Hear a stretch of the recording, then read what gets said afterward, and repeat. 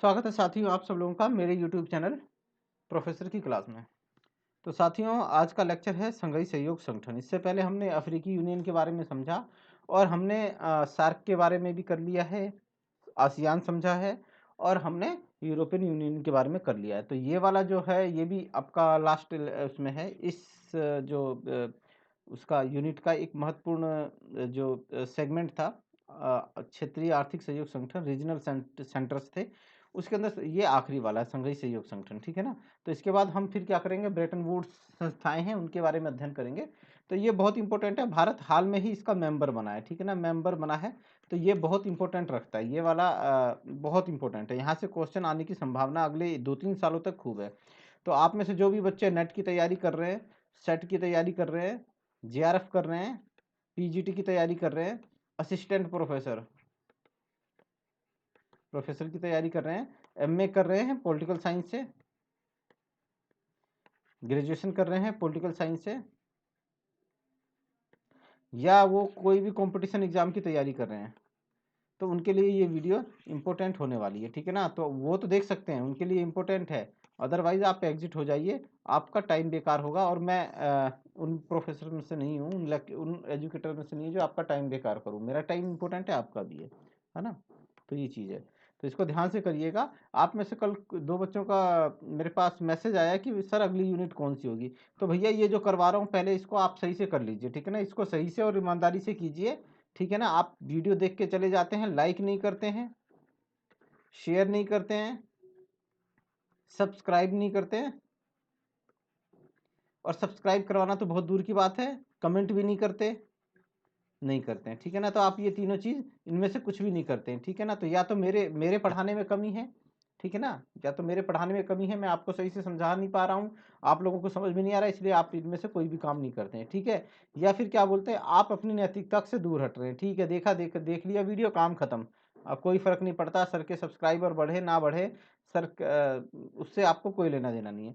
तो दोस्तों आप लोग अगर आप मुझसे अपेक्षा करते हैं कि ठीक है, कि क्या बोलते हैं कि सर अगली यूनिट लेके आए, मैं तो आपको पूरी की पूरी 10 यूनिट करवाने के लिए तैयार हूँ। लेकिन आप लोग भी अपना काम कीजिए। मैं 10, 20, 50 लोगों के लिए नई वीडियो बनाता हूँ। ठीक है ना, मैं एक एक वीडियो को बनाने में 2 घंटे का टाइम लग जाता है। ठीक है ना, क्या करना है कि कंटेंट इकट्ठा करना होता है, उसको टाइप करना पड़ता है, पीपीटी फॉर्म में तैयार करना पड़ता है, फिर उसको वीडियो रिकॉर्ड करनी पड़ती है, फिर उसके बाद यूट्यूब पे डालना पड़ता है, थंबनेल बनाना पड़ता है, टैग्स लगाने पड़ते हैं, शेड्यूल करना पड़ता है टाइम, ये सारी चीज़ें करनी पड़ती हैं। ठीक है ना, कई बार मेरे पास भी ऐसा होता है कि काम आ जाते हैं। मैं खुद भी पीएचडी स्टूडेंट हूँ, स्कॉलर हूँ, और वहाँ पे छत्रपति साहू जी महाराज यूनिवर्सिटी के अंदर में VSHD कॉलेज के अंदर वहाँ बच्चों को पढ़ाता भी हूँ। तो मुझे अगर इस दौरान वहाँ जाना पड़ता है तो भी मैं आप लोगों के लिए वीडियो रिकॉर्ड करके और शेड्यूल करके चला जाता हूँ, कि ताकि आप लोगों को दिक्कत ना हो, आप लोगों को रोज़ कंटेंट मिलता रहे। लेकिन आप लोग लाइक शेयर सब्सक्राइब, इसको तो बिल्कुल आपका 1 मिनट का काम भी नहीं है ये, और आप इसको भी ज़रूरी नहीं समझते हैं। ठीक है ना, और मुझे 2-2 घंटे लग जाते हैं आप लोगों के लिए एक लेक्चर तैयार करने में। तो आप लोग अगर मुझसे उम्मीद करते हैं, ठीक है, अच्छी बात है, लेकिन आप लोग भी अपना कार्य पूरा कीजिए। ठीक है ना, ईमानदारी से कीजिए। 1 या 2 मिनट का टाइम नहीं लगता, और आप लोग उससे भी दूर हटते हैं, उससे भी भागते हैं। ठीक है, वीडियो देखा उसके बाद निकल गए आगे। चलिए, तो दोस्तों ये सिचुएशन है, कहाँ पे हैं सारे के सारे आपके संघीय सहयोग संगठन के देश। आप देखोगे सारे के सारे यहीं पे। ठीक है ना, रूस तो यहाँ से यहाँ तक फैला हुआ है, चाइना भी यहाँ से लेके यहाँ तक फैला हुआ है। तो आप कह सकते हो कि ये सारे के सारे देश बिल्कुल एक जगह पे, एक अंगूर के गुच्छे की तरह एक जगह पे है। ठीक है ना, तो संगठन ऐसा ही होना चाहिए। संगठन जब ऐसा होगा तो बहुत ज़्यादा सक्सेस होने के चांसेस ज़्यादा रहते हैं। ठीक है ना, क्यों रहते हैं, हम इसका भी डिस्कशन अभी थोड़ी देर में कर लेंगे। ठीक है ना, तो ये याद रखना, चाइना ये रहा आपका, कजाकिस्तान 2 नंबर ये रहा, देखो दोस्तों। ठीक है, किर्गिस्तान ये रहा साथियों, ये ठीक है। रसिया हो गया, रसिया तो आप देख ही रहे हो कितना लंबा चौड़ा है। तजाकिस्तान हो गया 5 नंबर पे, ये रहा 5 नंबर पे ये नीचे वाला। 6 नंबर पे आपका उज्बेकिस्तान हो गया। इंडिया 7 नंबर पे ये रहा हमारा भारत महान, और सबसे आखिरी में ये पाकिस्तान चोट्टा। ठीक है, तो ये सारी की सारी सिचुएशन है, आप देख सकते हैं मैप में। मैप से एक बार देखना जरूरी है। ठीक है ना, कि आपको मैप से आपको ये पता आ रहा है कि भाई ये जो देश है ना, ये यहाँ पे स्थित है, कहाँ पे, यहाँ पे स्थित है। ठीक है ना। तो आपसे किसी ने पूछ लिया कि क्या बोलते हैं टर्की सदस्य है कि नहीं है, तो आप कहोगे यार टर्की तो यूरोप में चला जाता है ना, यूरोप में चला जाता है, तो आपको तुरंत याद आ जाएगा नहीं टर्की आपका सदस्य नहीं है, या यूक्रेन इसका सदस्य नहीं है। ठीक है ना। तो ये सारी आप नक्शा आपको बहुत हेल्प कर देगा। ठीक है। मंगोलिया पूछ लेगा तो मंगोलिया नहीं है दोस्तों। ठीक है। चलिए आगे बढ़ते हैं। चलिए दोस्तों इसके बारे में बहुत बढ़िया अच्छी अच्छी चीजें आपको जानने को मिलेंगी। सहयोग संगठन का पहला नाम था क्या था, S5, मतलब संघई 5। क्या, संघई 5। ठीक है। तो S5 इसका क्या था, पहले का नाम था दोस्तों। और इसके जो प्रारंभ के सदस्य थे ना, ये 1996 में इसके चीन, रूस और 3 अन्य देशों ने, कजाकिस्तान, किर्गिस्तान और तजाकिस्तान ने मिलकर S5 की स्थापना की थी। ठीक है ना। तो 1996 में इसके सिर्फ 5 सदस्य थे और इस वजह से इनका नाम क्या था, S5, मतलब संघई 5।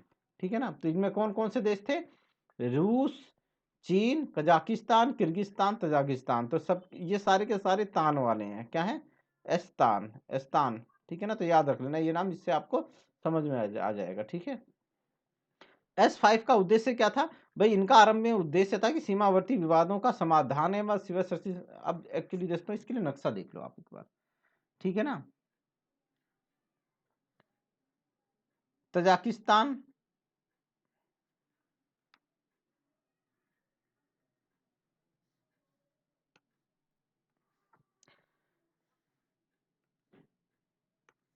एक तो ये हो गया तजाकिस्तान, किर्गिस्तान, कजाकिस्तान। ठीक है।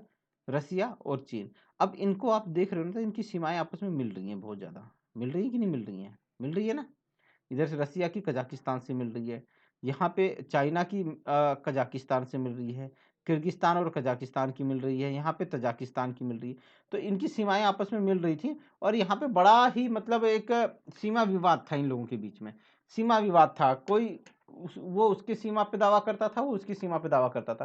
क्योंकि दोस्तों अगर आप पहले चले जाते हो, मध्यकालीन भारत में चले जाते हो, मध्यकालीन भारत नहीं, मध्यकालीन विश्व में चले जाते हो, तो वहां पे क्या था कि भाई जो शासक होता था उसने दूसरे के क्षेत्र पे कब्जा कर लिया और उसको अपने में मिला लिया, तो उसकी देश की सीमाएं क्या होती थी, बढ़ जाती थी। ठीक है। और फिर यही शासक आगे कोई शासक कमजोर आया तो दूसरे देश वाले ने इसके इस क्षेत्र में कब्जा कर लिया तो अपना देश बढ़ा लिया, तो इसकी सीमाएं कम हो जाती थी, है ना। तो इस तरह का पूरे मध्यकाल में लगभग 18वीं शताब्दी तक, ठीक है ना, और 19वीं शताब्दी तक भी आप मान सकते हो इस तरह का प्रकरण यहाँ पे चलता रहा। तो जब इस तरह का चलेगा तो फिर आप जब भविष्य में आप आजाद होंगे, है ना, तो आप कहेंगे कि यार वो तो मेरे पुरखे, जो मेरे पूर्वज थे उन्होंने वहां पे शासन किया था, वो भी एरिया क्या है, मेरा है। ठीक है ना, वो भी क्या है, एरिया मेरा है। इसी तरह से वो भी दावा करेगा कि नहीं भाई ये एरिया क्या है, मेरा है। ठीक है ना। उस समय तो अब भविष्य में इस तरह की समस्याएं फिर यहाँ पे इस वाले एरिया में चालू हो गई कि इन्होंने सीमा विवाद चालू हो गए इनके बीच में। और भी कुछ किसी तरह से लेके ये सीमा विवाद हो सकते हैं। ठीक है ना। लेकिन मैंने आपको एक एग्जाम्पल के तरीके से समझाया कि भाई इस तरह की, क्योंकि भारत का भी तो चीन के संग इसी तरह का विवाद है ना। तो भारत का पाकिस्तान के संग भी विवाद है कि पाकिस्तान ने हमारा एक हिस्सा कब्जा कर रखा है जबरदस्ती और हम उसका दावा करते हैं, है ना। तो इसी तरह की समस्याएं इन एरिया में इन राष्ट्रों के बीच में, इन राष्ट्रों की सीमाओं के बीच में थी। तो उन्होंने कहा कि भैया हम क्या करेंगे, अपनी सीमावर्ती विवादों का समाधान करेंगे। ठीक है। क्यों, क्योंकि सीमावर्ती विवादों के चलते बहुत बड़ी संख्या में सैन्य बल को इनको बॉर्डर पे लगाना पड़ता था। ठीक है ना, बहुत ज्यादा खर्चा हुआ करता था उसके ऊपर। लेकिन अगर अगर ये सीमा विवाद सुलझा दिए जाएं तो एक सैन्य बल है उनको वहां पे लगाने की जरूरत नहीं पड़ेगी, है ना। तो पैसा भी बचेगा और वो जो पैसा बचेगा उसको हम कहाँ लगा देंगे, आर्थिक विकास में लगा देंगे। ठीक है ना, आर्थिक विकास में और समाज कल्याण में लगा देंगे। क्या होगा कि हम जो आपका सीमा विवाद है सुलझाएंगे, सीमा विवाद सुलझा देंगे, विवाद सुलझाएंगे, जिससे क्या होगा, सैन्य बल पे खर्चा कम आएगा, सैन्य बल पर खर्च कम हो जाएगा, कम हो जाएगा। और जो पैसा बचेगा, है ना, जो धन बचेगा, पैसा बचेगा, ठीक है, उसको हम किस में लगा देंगे? कल्याण में लगा देंगे, कल्याण या विकास में लगा देंगे, विकास में लगा देंगे, है ना। तो ये इनका उद्देश्य था, ठीक है ना। इससे संघर्ष में भी कमी आ जाएगी, तो ये इनका उद्देश्य था। तो S5 के सदस्यों ने 4 वर्षों के अंदर ही अपने, अब ये देखो, ये बहुत बड़ा क्या है, उपलब्धि है। आपसे पूछ लेगा कि इसकी S5 की सबसे बड़ी उपलब्धि कौन सी है, तो यही है, इन्होंने अपने सीमा विवाद 4 वर्षों में सुलझाए हैं। किसमें? 4 वर्षों में सुलझाए हैं इन्होंने अपने सीमा विवाद सिर्फ 4 वर्षों के अंदर में सुलझा लिए हैं। और अब इन्होंने सीमा विवाद तो सुलझा लिया, अपना सीमा विवाद तो खत्म कर लिया। अब S5 का महत्व क्या रह गया भाई? तो इन्होंने कहा कि चलो भाई, अब S5 को हम क्या करेंगे, इसको हम उसमें लगा देंगे, आपका आर्थिक विकास में, आर्थिक कार्य में लगा देंगे हम इसको, संगठन को। तो इन्होंने 2001 में S5 को संघीय सहयोग संगठन बना दिया, ठीक है ना। ऐसा संगठन बना दिया जो आर्थिक क्षेत्र में और सांस्कृतिक क्षेत्र में क्या करेगा? सहयोग करेगा। तो इन्होंने 2001 में क्या कर दिया? S5 का नाम बदल के संघीय सहयोग संगठन रख दिया। तो आपसे पूछेगा कि संघीय सहयोग संगठन, जो S5 को संघीय सहयोग संगठन में कब परिवर्तित किया गया? तो वर्ष 2001 में S5 से ये संघीय सहयोग संगठन बन गया, ठीक है ना। या तो संघीय सहयोग संगठन की स्थापना किस वर्ष हुई, तो वहां पे याद रख लेना, 2001 होगा तो 2001 पे लगा देना, ठीक है ना। 2001 पे आंख मीच के लगा देना, आपका 2 नंबर पक्का हो जाएगा। और वर्तमान में सदस्य कौन है? कजाकिस्तान, चीन, किर्गिस्तान, रूस, तजाकिस्तान, उज्बेकिस्तान, भारत, पाकिस्तान। तो भारत 1, रूस 2 और चीन 3, ठीक है ना। उसके बाद सारे तान है, सब तान के चलते हैं, चौड़े होके ऐसे करके, है ना, सब तान है, ये देखो तान, ठीक है ना। तो याद रखना, अगर कोई तान ना मिले, है ना, कोई तान अगर ना हो, तो उस पे उसको कहते ना ये सदस्य नहीं है, ये सदस्य नहीं है। क्यों? क्योंकि ये तान के नहीं चलता है ना। तो ये इसकी पहचान है कि भाई चीन, रूस और भारत को छोड़ दोगे, यूरोप एशिया में तो यही तीनों महारत हैं, ठीक है ना। उसके बाद जितने भी तान है सब इसके सदस्य हैं। अगर कोई तान नहीं है तो समझो वो सदस्य नहीं है। ईरान 2023 में एसओ का स्थायी सदस्य बनने के लिए तैयार है ना। तो आपसे क्वेश्चन सीधे पूछेगा कि ईरान का आपका संघीय सहयोग संगठन का नया सदस्य कौन बनने वाला है? तो ईरान है, ठीक है ना। यही एक तान नहीं होगा, ये नया भर्ती होगा जो तान नहीं है, बाकी सब तान है, सब शैतान है ना शैतान कह रहा हूँ शैतान नहीं है, तान है। तो अगर ईरान जो है 2023 में इसका सदस्य बन जाएगा, ठीक है ना। 2023 में एक और बहुत इंपॉर्टेंट तथ्य आने वाला है, बताएंगे आपको।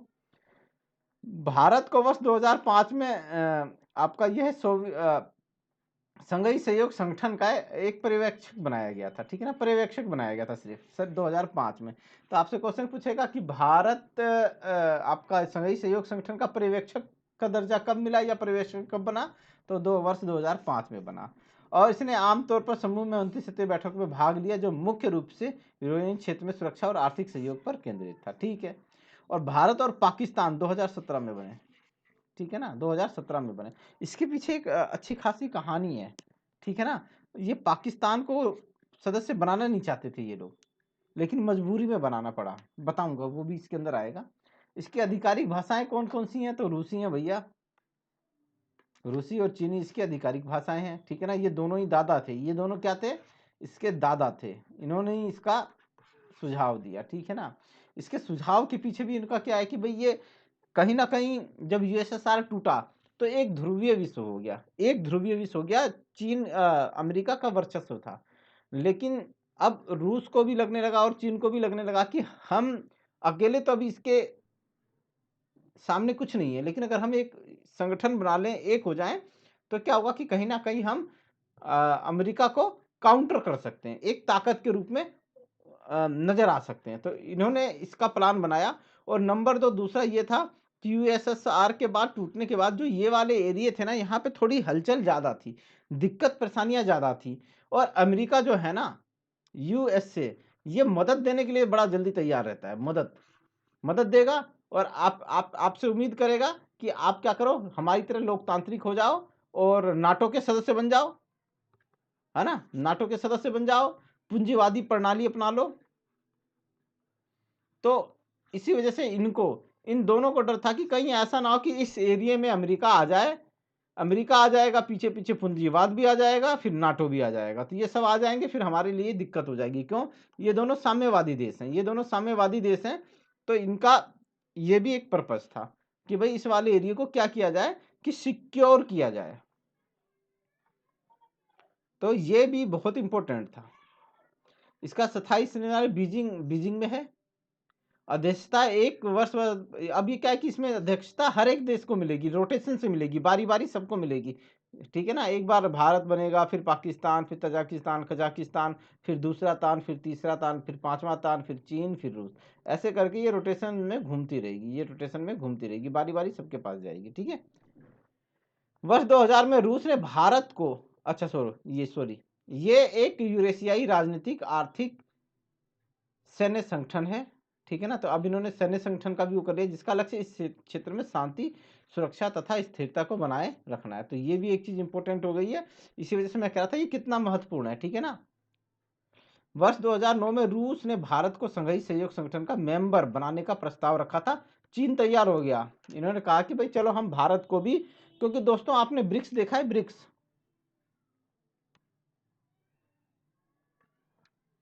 ब्रिक्स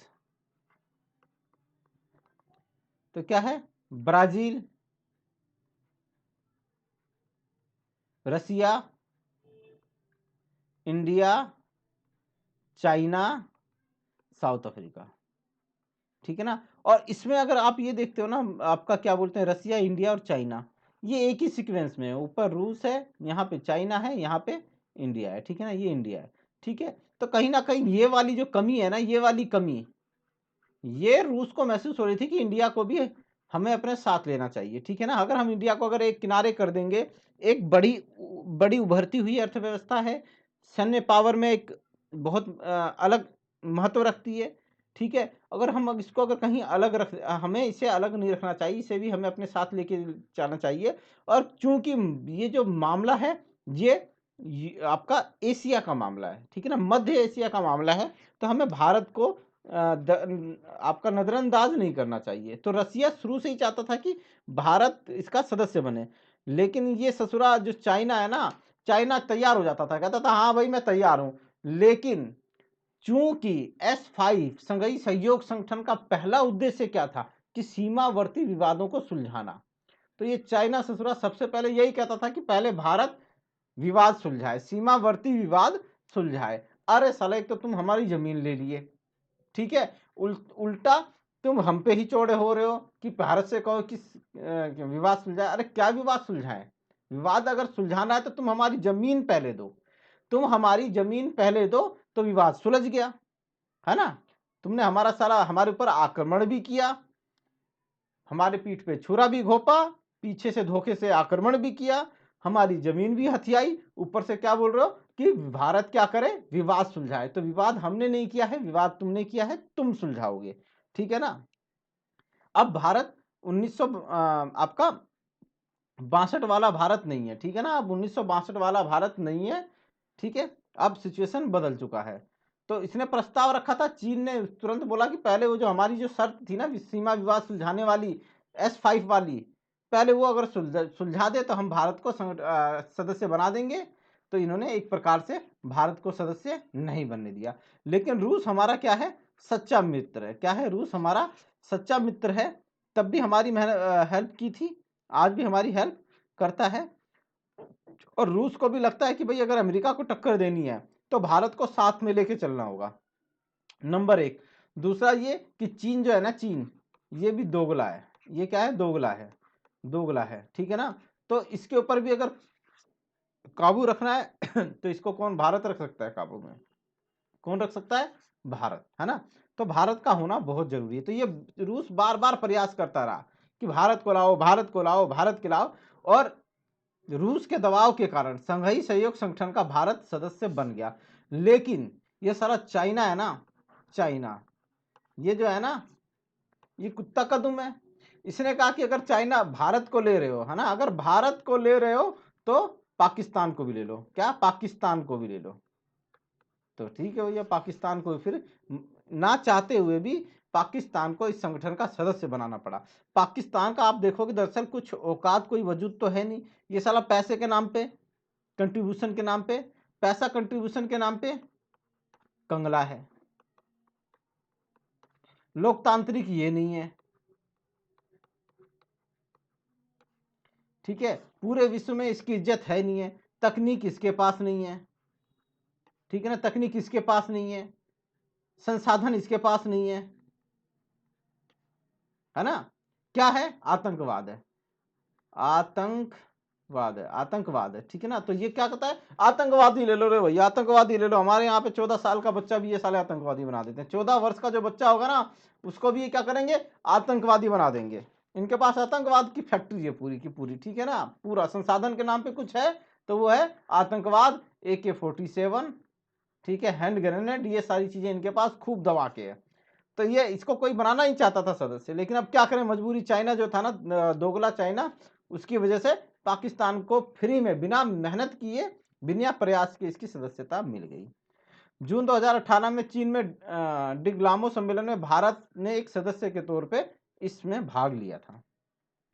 अब संघीय सहयोग का महत्व क्या भैया, ये देख लो, ये बहुत इंपॉर्टेंट है। ये 8 देशों का संगठन है, जिसमें चीन और भारत एक उभरती हुई अर्थव्यवस्था है, ठीक है ना। रूस तो है ही मजबूत अर्थव्यवस्था, और चीन और भारत भी एक उभरती हुई अर्थव्यवस्था है। तो इतनी बड़ी तीन मजबूत अर्थव्यवस्थाएं जिस संगठन के अंदर होगी, तो उसका महत्व कितना होगा, ठीक है ना। वो पूरी उसमें दबदबा रखेगा, पूरी विश्व की राजनीति में दबदबा रखेगा।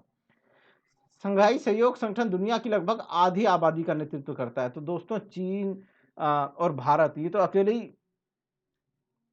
पूरा समझ लो सब पे भारी है। उसके अलावा जो बाकी 6 देश बचते हैं, उनकी भी आबादी बहुत है। तो ये लगभग आधी आबादी का प्रतिनिधित्व नेतृत्व करते हैं, आधी आबादी का की आवाज है ये, ठीक है ना।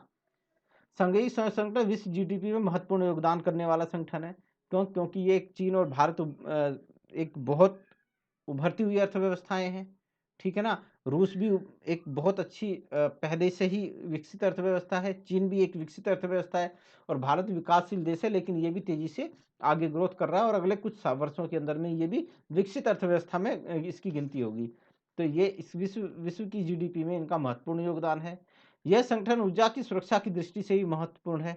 तो भाई ये क्या है, ये संगठन का उद्देश्य भी ये है कि भाई ये ऊर्जा के नए नए जो स्रोत हैं उनके ऊपर कार्य कर रहा है।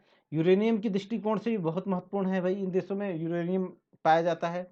यह संगठन एक ध्रुवीय विश्व के प्रति, अब जो एक ध्रुवीय विश्व बना हुआ है ना अमेरिका का वर्चस्व, उसको काउंटर अटैक करने की दृष्टि से भी महत्वपूर्ण है, ठीक है ना। भारत चीन के संबंध बेहतर, अब भारत और चीन के बीच में कितना विवाद होता रहता है, कितनी सीमा आपका क्षेत्रीय सीमा को लेकर जो झड़प होती रहती है, तो कहीं ना कहीं वहां पे एक मंच मिलेगा, और जहां पे ये लोग, हो सकता है कि इसके माध्यम से इनके बीच में आगे रिश्ते सुधर जाएं और शांति फैले। भारत पाकिस्तान में भी यही है कि भाई भारत और पाकिस्तान एक दूसरे को देखना पसंद नहीं करते, लेकिन इस संगठन के अंदर में मिलेंगे, बैठेंगे, तो हो सकता है इनके बीच में आगे भविष्य में वार्तालाप और आगे का रास्ता खुले, और ये लोग लड़ाई झगड़ा बंद करें। संघीय संगठन सीमा पार आतंकवाद को, अब ये एरिया जो है ना आतंकवाद के बड़े उसमें हुए है, तो इसके लिए भी जरूरी है कि भाई ये देश आतंकवाद के लिए वो है प्रतिबद्ध हैं उसको समाप्त करने के लिए। अब 2000 हम इसके लेटेस्ट करेंगे जहां से क्वेश्चन आ सकते हैं, ठीक है ना। ज्यादा पुराना पे जाने की जरूरत ही नहीं है, जब भारत जब से सदस्य बना है तब से इसका महत्व ज्यादा है। तो कहाँ हुआ था ये 2019 में जो हुआ था, ये हुआ था किर्गिस्तान की राजधानी बिश्केक में हुआ था, याद रखना। इस सम्मेलन में भारत के प्रधानमंत्री ने हेल्थ का नारा दिया था। तो क्या है, हेल्थ का फर्स्ट H है, उसका नाम है हेल्थ केयर कॉरपोरेशन, मतलब आपका स्वास्थ्य के क्षेत्र में सहयोग। इकोनॉमिक कॉरपोरेशन, अब व्यापारिक और वाणिज्यिक क्षेत्र में ये क्या करेंगे, एक दूसरे का सहयोग करेंगे। अल्टरनेटिव कॉरपोरेशन मतलब वैकल्पिक ऊर्जा के स्रोत। तो अभी क्या है कि जैसे क्या होता है, परंपरागत ऊर्जा के स्रोत हैं वो धीरे धीरे कम पड़ रहे हैं, तो उसकी जगह वैकल्पिक ऊर्जा के जो स्रोत हैं आपका, चाहे वो पवन ऊर्जा हो, चाहे आपका सौर्य ऊर्जा हो, ज्वारीय ऊर्जा हो, इन पे काम करने की जरूरत है। लिटरेचर एंड कल्चर कॉपरेशन, साहित्य के सांस्कृतिक सहयोग आपस में बढ़ाएंगे ये लोग। आतंकवाद मुक्त का समाज, अभी हम पीछे बात कर रहे थे ना, तो ऐसा समाज बनाएंगे कि जिससे जो आतंकवाद मुक्त हो, ठीक है ना। ह्यूमनिज्म कॉर्पोरेशन कोऑपरेशन, ठीक है ना, मानवतावादी सहयोग, तो मानव से मानव के बीच में सहयोग करेंगे, पीपल टू पीपल कनेक्टिविटी। देखिए फिजिकल कनेक्टिविटी के साथ साथ पीपल टू पीपल कनेक्टिविटी पे भी बल दिया। ये मोदी जी ने भाषण दिया था, ठीक है ना, मोदी जी ने दिया था। मोदी जी ने कहा शंघाई सहयोग संगठन यूरेशियाई का सबसे महत्वपूर्ण क्षेत्र क्या बन सकता है। फिर 2020 में 10 नवंबर 2020 को जो हुआ था, तो उसमें आपको पता है कोविड का कितना ज़्यादा प्रभाव पड़ा था। तो उस समय क्या हुआ था कि रूस ने जो थी, रूस के पास इसका अध्यक्षता थी और उसने वीडियो कॉन्फ्रेंसिंग के मामले से किया था। उसके बाद 2021 में आ जाते हैं, 16-17 सितंबर 2021 में तजाकिस्तान की राजधानी दुशांबे में हुआ था, ठीक है ना। कहाँ पे हुआ था? दुशांबे में हुआ था, तजाकिस्तान। इस सम्मेलन के अंतर्गत ईरान ने शंघाई सहयोग संगठन का नया पूर्ण सदस्य के रूप में स्वीकार किया गया। किसको? ईरान को, ठीक है ना। किसको किया गया था? ईरान को शंघाई सहयोग का नया पूर्ण रूप में स्वीकार किया गया। अफगानिस्तान की वर्तमान स्थिति और वैश्विक नतीजों पर ध्यान केंद्रित किया गया, ठीक है। तो इसमें एक क्वेश्चन ये बताया कि अफगानिस्तान को कब शंघाई सहयोग संगठन में शामिल किया गया। तो ये किया गया था आपका 2021 के दुशांबे शिखर सम्मेलन में, ठीक है ना। भारत ने कट्टरपंथ उग्रवाद के खिलाफ कड़ा रुख अपनाते हुए आतंकवाद का वित्त पोषण, सीमा पार आतंकवाद रोकने के लिए सभी देशों को एक साथ आने और आचार संहिता बनाने पर बल दिया कि भाई एक आचार संहिता बनाओ। आतंकवाद की डेफिनेशन बड़ी मुश्किल है, ठीक है ना। जो आतंकवाद होता है वो देश के लिए तो आतंकवादी होगा, लेकिन एक निश्चित समूह के लिए ना वो हीरो होता है। क्या होता है? वो हीरो होता है। नक्सलवादी जो है वो भी तो आतंक फैलाते हैं, बम करते हैं, क्या बोलते हैं, नेताओं का अपहरण कर देते हैं, गोली मार देते हैं, ठीक है, और सरकारी संपत्ति को नुकसान पहुंचाते हैं, लूटते हैं। लेकिन जिसके लिए लूटते हैं, है ना, उनके लिए वो क्या बन जाते हैं? हीरो बन जाते हैं। तो ये क्या है कि एक एक आचार संहिता बनाने की जरूरत है, इसके लिए आचार संहिता बनाने की जरूरत है, ठीक है ना। क्या है कि मान लो जैसे कोई एक बहुत पिछड़ा हुआ वर्ग है, उसके संग समय से शुरू से ही सरकार ने और वहां के उच्च वर्ग के लोगों ने शोषण किया है। तो उसमें से अगर कुछ लोग निकल के क्या करेंगे? मार काट मचाएंगे, सरकार को नुकसान पहुंचाएंगे या उच्च जाति वाली को नुकसान पहुंचाएंगे, तो सरकार और उसके नजर में तो वो लोग आतंकवादी हो गए, लेकिन वो जिनके लिए किया है उन्होंने, उनके नजर में वो हीरो हो गए। तो जरूरत है कि भाई एक आचार संहिता बनाई जाए, ठीक है ना। आचार संहिता बनानी जरूरी है कि भाई आतंकवाद किसको आतंकवाद माना जाए, ठीक है ना। क्यों? अगर आजादी से पहले आप देखोगे तो भारत के जो दीवाने थे, स्वतंत्रता संग्राम में थे, उनको ब्रिटिश सरकार क्या कहती थी? ये आतंकवादी हैं, ठीक है ना। क्या है? आतंकवादी हैं, यही कहते थे ना। लेकिन भारत के लोग क्या कहते थे? ये हीरो हैं, ये क्या है? हीरो है। तो आतंकवाद पे एक आचार संहिता बनाने पर इन्होंने बल दिया। अफगानिस्तान के सामने आ रहे गंभीर मानवीय संकट पे चिंता व्यक्त की। तो अफगानिस्तान के सामने जो गंभीर मानवीय संकट आ रहे थे, मानव अधिकारों का उल्लंघन हो रहा था, उस पे इन्होंने उन पे इन्होंने चिंता व्यक्त की।